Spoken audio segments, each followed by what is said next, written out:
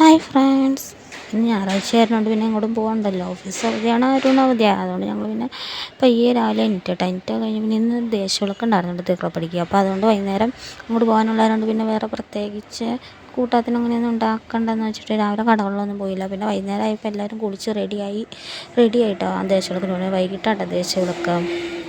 അത് നല്ലൊരു വലിയൊരു പരിപാടിയായിട്ടാണ് അവിടെ ദേശവിളക്ക് നടക്കുന്നത്. അപ്പോൾ ഞങ്ങൾ എല്ലാ വർഷവും പോകാറുണ്ട്. അപ്പോൾ ഈ വർഷം ഞാനും അമ്മച്ചിയും അരുണും കൊച്ചുങ്ങളും ഉണ്ട് കേട്ടോ. പിന്നെ അഞ്ചും പിന്നെ അവർ ജോലിക്ക് പോയേക്കായിരുന്നു. അപ്പോൾ അവർ ഇട്ടങ്ങോട്ട് വരുമെന്നാണ് പറഞ്ഞത്.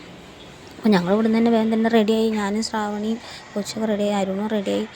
പിന്നെ ആരും പോകണൊക്കെ മുമ്പ് എൻ്റെ പിള്ളേർക്ക് തീറ്റയൊക്കെ കൊടുത്തു. അതുകൊണ്ട് ഞാൻ എന്നോട് ചെറിയൊരു വീഡിയോ ഒക്കെ പയ്യെ എടുത്ത് ചിരിച്ച് അത് കഴിഞ്ഞ് ഞങ്ങൾ ഇറങ്ങി കേട്ടോ.